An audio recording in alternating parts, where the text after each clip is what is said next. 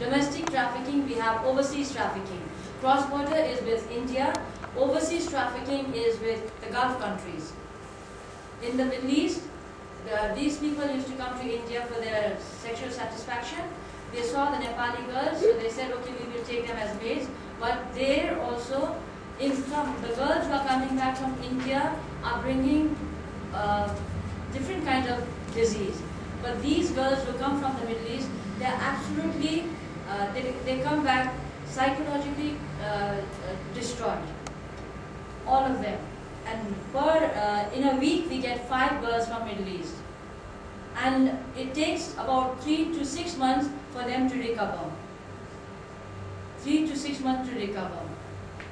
So this is the overseas trafficking. And domestic trafficking is, during this 10 years conflict, people migrated from the villages and came to the big cities. And when they came to the big cities with the families, the traffickers again thought of a new idea, because they saw these children, beautiful children, and they said, we must do something, I think. And they started these cabin restaurants and dance restaurants and massage parlors, where minor children are taken in and used for sexual purpose. So people now tell me, why do you talk about cross-border trafficking only? The trafficking is happening right under your nose, why don't you stop that? So here again I want to make it clear, the definition of trafficking and prostitution. Trafficking and prostitution are 2 different things. Prostitution, if I want to prostitute, nobody can stop me.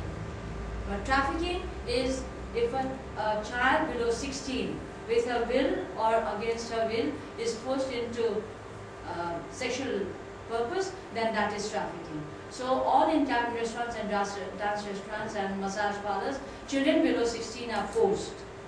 So we are also working for them. Now we have started a halfway home. We have a rehabilitation home for children. We have an orphanage.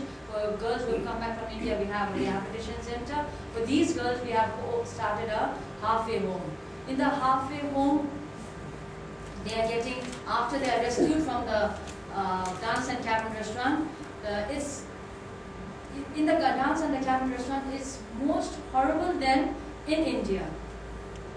They are tortured sexually so badly they are harassed, that it's not happening in India also. It's very bad in this dance and cabin restaurants. But the government is not taking any initiation. They don't know who gave the permission to start this dance and cabin restaurant. We had a meeting and the municipality said it's the small cottage industry, I think, has to take the responsibility. They are the ones who gave the permission. And the cottage industry said, no, the municipality. The municipality said CDO. So we didn't know who is looking after. We said, okay, if you want to give dance and cabin restaurant, fine. But you have to monitor what is happening there. So nobody knows who is going to monitor. So everybody is opening dance and cabin restaurant because there's a lot of money. Little investment and lots of money. So this is the domestic trafficking. And lastly, we have the disease, HIV/AIDS. As I told you, when the girls come back, they are not only coming back with HIV/AIDS, they are coming with MDR, which is multiple drug-resistant tuberculosis, which you can get it just like this. And then we have hospice, 2 hospice, one in the eastern part of Nepal and one in Kathmandu. And in this hospice, we have terminally ill girls who are suffering with HIV and hepatitis and now MDR also. MDR drugs are very expensive. It is 5,000 rupees per day. Per day, Nepali 5,000 rupees. But for HIV/AIDS, it's antiretroviral. Only if their CD is low, then we have to give the medicine. So now we have children who are suffering with HIV. We have 60, and they are orphaned. Only few of them have parents. And then adult girls, we have 35 of them who are terminally ill, and 2 are in the isolation room because they are suffering with HIV and hepatitis also. So this is the scenario of trafficking, and thank you so much for being patient with me, and if you have any question, I'm ready to answer.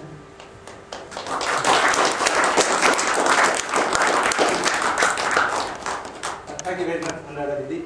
Of course, all of you may have many questions to ask with her. Her life is her message. She has inspired a whole lot of generation, and we have a person who believes in her hope. Her life is her message. Now we are going to open the floor.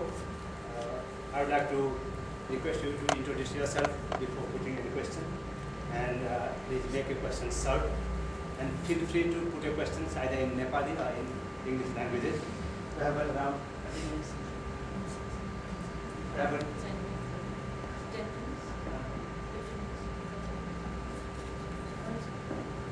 have around 30 minutes for Q&A session. So now the floor is all yours. Thank you.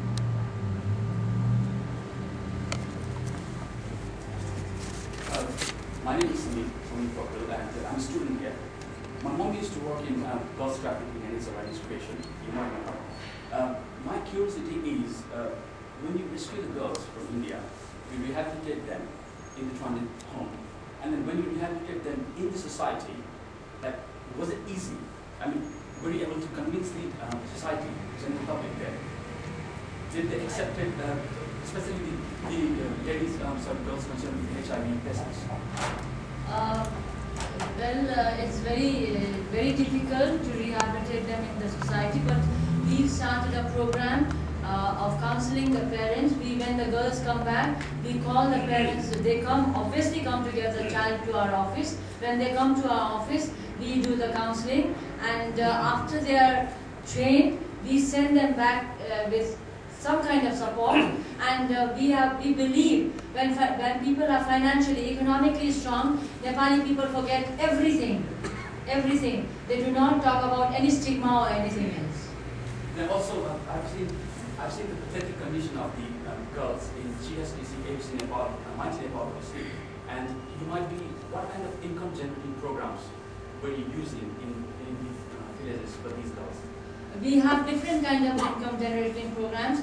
We are not doing the traditional silai katai, which is sewing and all. That is very traditional. We do not do that. Now we've started with bakery. We've started with small shops. We've started with carpentry. We've started with nursery. These are the new trend which we have started, and we are supporting them. And we have a college called Gates College. In this college, girls they do not have to be educated. They have to be just to write their names, and they're taking a special class, and they're giving the CTVT certificate, so they can get, and they are looking for jobs for them. So they are placing them in different hotels and in different places like nurseries, and with carpentries and alternative furnitures and garden service, and all these places they are serving them.